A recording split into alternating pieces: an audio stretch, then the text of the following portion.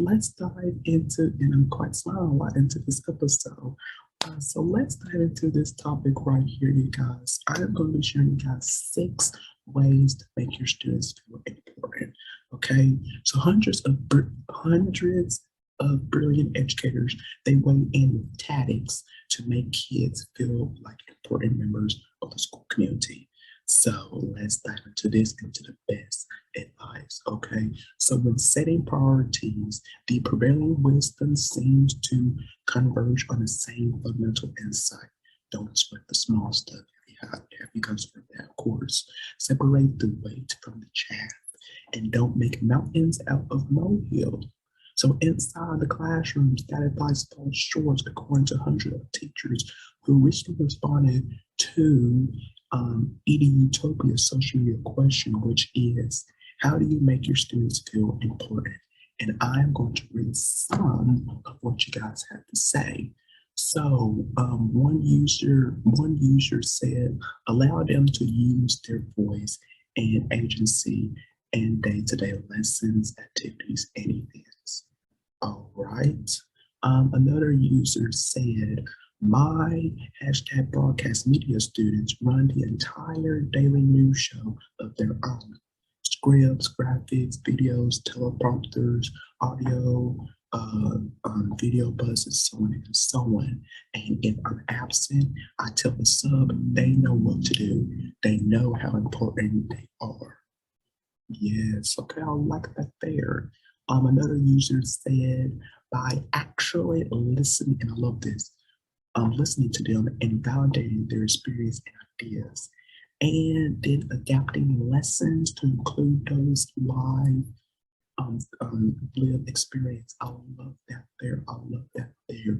And one more says, validate and being honest with them. Preach, preach. When students share, we need to validate their contribution and honesty to show them respect and create a sense of trust. This helps to create an environment where they can feel safe. And this is what I said back in my other show, Damian's education, where they feel safe, supported, and encouraged, and also giving them positive feedback. Yes, absolutely, absolutely, absolutely. Because you guys, we've got to listen to, and like I'm about to dive into, one of the ways is to listen. We got to listen, you guys, to our students. We need to, because they have a voice, like I said a couple of episodes back. They have a voice. They matter. We need to hear them, and we need to hear their thoughts. We need to hear us, okay? So the first I have is to listen, talk, shout it out. We have heard it from educators a thousand times.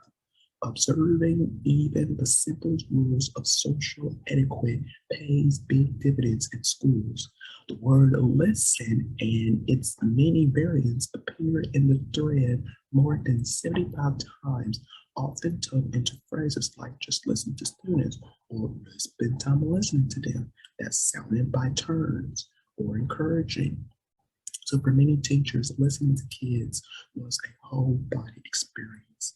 Nod your head, suggest one teacher, uh, one teacher said, while others recommend listening with both your ears, with both your eyes and your ears, or giving it a try with your whole self. Uh, so physical impossibility aside, the point stands. Our educators should not push if students are not comfortable with it. Listening more actively sends a signal that you care. And if you can, make eye contact. Sit down next to them, kneel beside them, and ask them questions about what they have going on. I love it. I love it. So listen, talk, and shout it out. So let's go on to number 2. Check in and follow up. But social media, there are not enough to build true habits, according to some educators. Now, to create more durable bonds with students, you need to nurture a rich dialogue over weeks and months, asking lots of questions, and critically following up to demonstrate authentic interest. Mhm. So one teacher does this. She does a quick question of the day, and sometimes a silly question, sometimes a more serious question, such as, What do you like about yourself? Other teachers took a less structured approach, touching base periodically to ask about upcoming events, siblings, cheers, pets, birthdays, students' passions, someone. But the key, though, it lies in actually remembering little things about their lives and then asking how, and then asking, about a few days or weeks later to say, are the teachers actually listening to them? Okay. So yes, you guys. Check in and follow up with your students. Okay. Let's move on down to number 3. Dig deeper. Let's dig deeper into our students. Sometimes, of course, kids experience life experience that are hard to talk about, of course. Absolutely. And identifying students at that critical junction may be the difference between progress and a lost year. That's why I said a lot of times, you guys, let's build relationships with our students, okay? So when problems arise, start conversations about discipline with the question, are you okay? Um, so start with that, are you okay? Is there anything that I can help you with? Sort of along that line. And a teacher does this with her students. She wrote in her students wrote in journals at the beginning of each day, and she told them that she would not read everything, but if there was something they really wanted her to read, they were to turn down the corner of the page. So, because that means something is very important. I want you to know about this, what's going on with me. So I like that there. I like that there.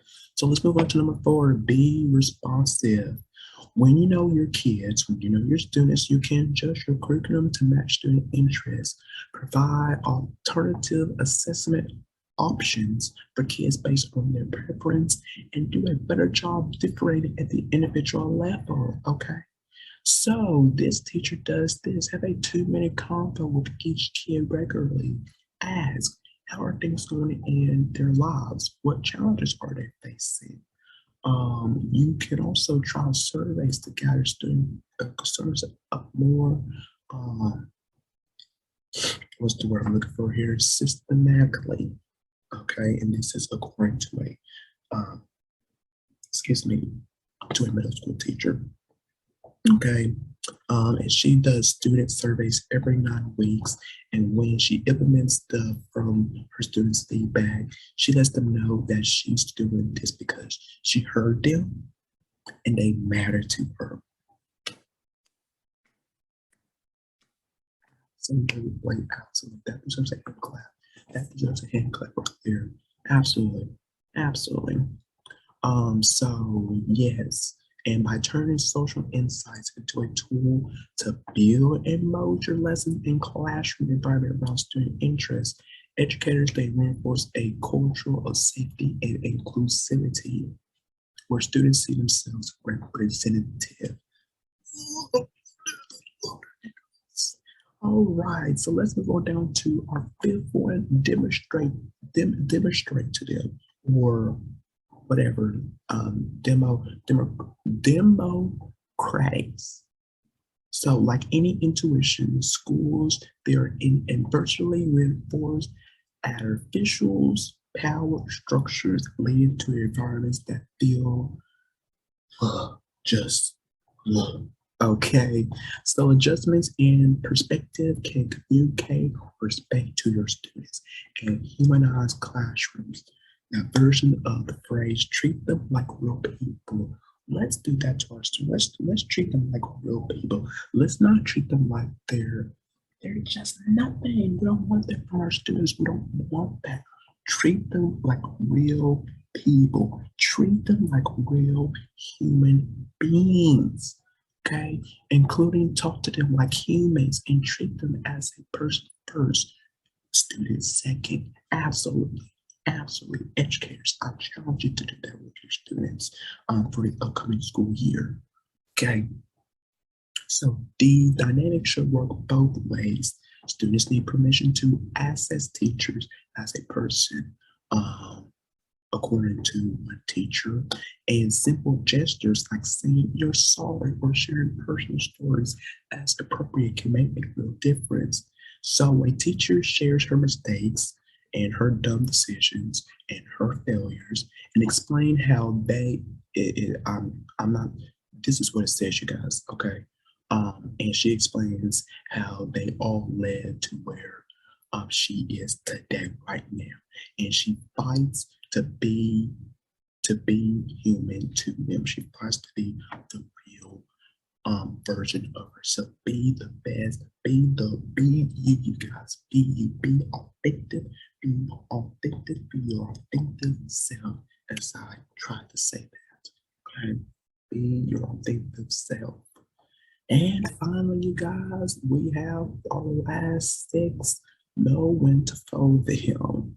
So it's taboo in a lot of schools, but it's really should not be.